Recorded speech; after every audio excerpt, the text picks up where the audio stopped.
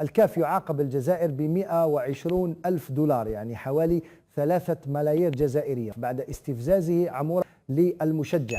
الكونغو بصراحة لا يجب أن يكرر ذلك سواء من اللاعبين والأنصار الجزائرية. هناك لوبيات مهيمنة في الكاف راح تدير امباراج للجزائر، هذه معروفة ومهيمنة كما دارت لنا باراج كي جاز بهلول، كي كان بهلول سي نفس الدول اللي هي سيدي بي فوازان على كل حال.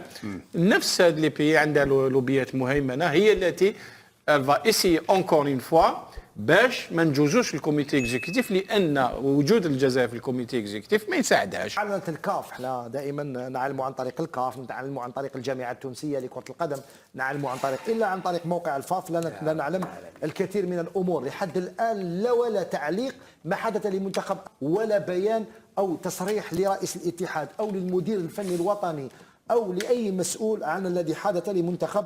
اللاعب بغداد بوعلام اتفاجأت انا انه سوى حركه غير اخلاقيه بعد نهايه المباراه، اكيد اني ما اقدر اعرضها، موجوده في السوشيال ميديا في كل مكان موجوده اللقطه. يعني لاعب بحجم بغداد بوعلام بعض الشغلات ما لها داعي الصراحه، غريبه جدا يعني وتستغرب منها. اكيد ما اقدر اعرض اللقطه، يعني ما اتجرأ اصلا اعرض اللقطه. لو بعلق شو ممكن اقول؟ ما في كلام اصلا، ما في كلام ممكن ينقال حول هذا اللي شفناه، لكن مثل ما قلت هذا تصرف فردي وما يمثل الا نفسه. والشعب الجزائري شعب راقي وعلى العين والراس اكيد، وانا عندي اصدقاء كثر من الجزائر اروع واجمل وارقى منهم ما فيه. فشيء مؤسف ان شخص تافه يخرب فرحة فوز كبيرة لدى شعب كامل.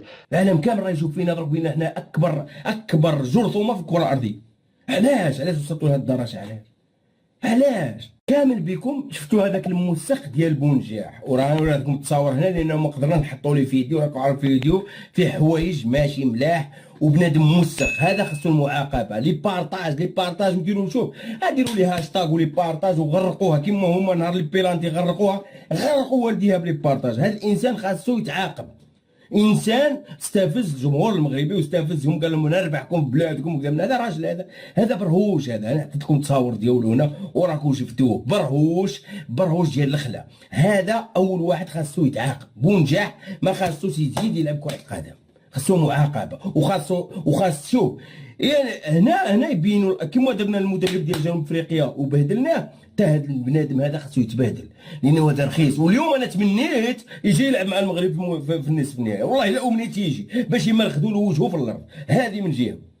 ثاني حاجه عموره التبهديله اللي دارها كارثه مع هذاك الانسان، هذا تبهديله كارثه. الضامن مع حكيمي كل شيء تبهدل. شوف افريقيا كامله والعالم كامل راه دايره بوم تصور هذيك اللقطه اللي دارها مع هذاك، وراكم شفتوها، حطيت لكم تصور هنا، دار له هاك وطاح واستفز فيه ودرك خارج لك يعتذر. الاعتذار ديالك غير مقبول، انت وليت منبوذ، انت وليت انسان مكروه، انسان مكروهين. نتوما هاد اللعابه ديال المحليين انسان مكروهين، الناس خبثاء. هذاك الشيء اللي كانوا يعمروه لكم الصحافه وكذا من جهه المغرب من جهه العالم، جيتوا خرجتوا هذاك الوسخ ديالكم اللي كان عندكم في الراس واللي كانوا داير لكم في واحد الحبس في الوطير، خرجتوه اليوم تبهدلتوا، تورقتوا، تبهدلتوا مع العالم، تبهديله 5 يجي واحد متفرج حتى هو هذا خاصو الترحيل. هذا هو بارطاجيو، ما تريضوش، بارطاجيو. المتفرج هذا اللي دار هذاك الشيء في الملعب، انا ما نقدرش ندير هذاك الشيء وما نقدرش نسمع صوته كاع اصلا، كارهو اللي دار هذاك الشيء في الملعب وفرحان بهذاك الشيء. طلعوا جدو العماريه، تا هو يمشي يروح، تا هو يرحل من المغرب. هذاك الانسان يرحل عقوبه ويرحل. وراه اصلا المغرب راه دار 60 مخالفه في الملاعب، انا قلت لكم في اسبريس 60 مخالفه. هاد الناس ما خاصهمش يقعدوا، ناس مسخين، ناس وسخوا المنتخب ديالنا، وسخوا لنا الكره. بدايه بونجاح انت وليت مكروه، بونجاح انت تبهدلت، مرخص صافي، تبهدلت وفضحت كل شيء. يزيد لك عموره مرخص، تبهدلت في افريقيا. خديجه بن قلنا راني حطيت لكم حتى هي تصويرتها، خديجه بن قلنا البارح حكت على هذاك الانسان، واليوم ولات تراجعت وقلعت المنشور ديالها. ما تقلعيش يا الوسخ، يا واش راه هذا في هذه البلاد، يا وادي واش راه في هذه البلاد، راه خصكم ترحلوا انتم اصلا. يا ما فهمتش انا، راه ما انا الفيديو ما نقدر نفوتهم، راه حشومه يشوفوا متابعين، راه الناس شافوا الفيديو ديال عموره وشافوا الفيديو ديال بونجاح. راه الوسخ اللي راه في هذه البلاد، الوسخ انتوما مسخين، انتوما خصكم ترحلوا يا بونجاح. نقسم لك بالله غير تعيش العذاب، تعيش اكفس 24 ساعه في حياتك. شت اكفس 3 ايام غتفوتها في حياتك قبل المقابله ديال السبت، اكفس 3 ايام حتى تتعاقب من الكار. انت خاصك عقوبه ضروري تو عموره، عقوبه ماليه وعقوبه توقيف. هاد لاكاف الفاسده خاصك تعاقبكم. نتوما ناس ماشي وهذاك المشجع الكونغولي خاص الجامعه الملكيه المغربيه، وهذاك بونجاح ماشي مربي، واللي مربي ما يديرش هذاك الشيء. وانت يا عموره لعبت العاب في الالمان زعما وشنا وكلام من بصح نقول لك واحد الحاجه، دخلت راسك في متاهات. علاش محرز واللعابه الكبار ما داروش هذاك الشيء؟ وعلاش نتوما درتوا هذا التبرهيش هذا؟ وكاين اللي جاي يدافع عليهم، مازال صحافه تزيكو. الفيديو التالي غادي ندير لكم بلاتي، راك جايين تدافعوا عليهم لانهم نتوما جايين تكوموفليوها، ما عندك ما تكوموفليها. طفرت اللي دارها كاع الناس غتهضر عليها، كاع افريقيا تهضر عليها. شتي هذاك الشيء اللي خرج، مشيتوا درتوا حمله على المغرب في قضيه ضرب الجزاء، هي خرجت فيكم. الناس شرفاء، الناس اللي تهجمتوا عليهم خرجت فيكم. اليوم كلشي راهم يضحكوا عليكم، كلشي راهم يضحكوا علينا، كلشي لينا وبهدلتونا مع العالم. خرجتوا علينا وبهدلتونا مع العالم، وكيلكم ربي وحسبنا الله ونعم الوكيل فيكم، اللي انتم اللي خرجتوا على هاد الشباب، وانتم اللي خرجتوا عليهم نهار كامل وانتم تعمروا فيهم في الخوال الخاوي. ها دروك عندكم جوج احتمالات، يا تهربوا عن نيجيريا يا تجيو للمغرب يبهدلكم ويصيفطكم باش حياتكم كامله تفوت عذاب في عذاب. فهمتوا؟ عندك جوج احتمالات، وانا الاحتمال اللي باغيك تجي عند المغرب باش يبهدلك. انا اليوم باغيك تلعب مع المغرب، انا والله العظيم باغيك تلعب لانه بهدلتوا بكل شيء. بهدلتو على بالك من غتلعب قدام 70,000 متفرج في الميدان ديالو. نقسم لك بالله ما راك خارجها منتصر. يلا ترجلوا ونشوفوكم مع المغرب. ها نتوما رجال، نتوما بشر، نتوما جايين صحاب لكم راكم تغولتوا حاسبينها ساهله. ها نتوما طحتوا في فخ. مدرب نيجي جنوب افريقيا استفزهم طاح في فخ. اليوم ولا يهضر لك مين بهدلوه وصفروا عليه جراو عليه، بقيت انت ارواح اليوم. ها انت غادي مهزوز دروك انت غادي وتشوف قدامك ومخلوع، لانه صار قضيه الغرض. دخل للسوشيال ميديا جبر وجهك تما محطوط، مبهدلين، تبهدلتوا المرخص.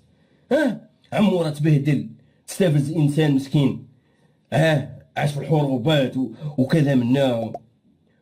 إذا متابعينا الكرام، كما شفتوا الكاف يعاقب الجزائر بمبلغ 120 ألف دولار، حوالي 120 مليون سنتيم بالمغربية. صراحة بعد يعني فضيحة اللاعبين الجزائريين وكذلك فضيحة الجزائريين والأنصار أو الجماهير الجزائرية بعد الفضائح التي قاموا بها، خاصة في ملعب مولاي الحسن الذي لعب فيها المنتخب الجزائري جميع المباريات في كأس افريقيا، سواء في دور المجموعات ولا حتى في دور الثمن، بعد فضيحة اللاعب عمورة بعد استفزازه للمشجع الكونغو وكذلك البونجاح الذي استفز الجماهير المغربية بعد سلوكات غير أخلاقية، فيما يعني أشرف حكيمي يعني تساهم مع المشجع الكونغو. إذا متابعينا الكرام، غيركم كاملين توصلوا هذا الفيديو كتبوا شرف لايك وكتبوا لي على رايكم اسفل الفيديو باش يطلع الفيديو ده وشوفوا الاعلام العربي والاعلام العالمي.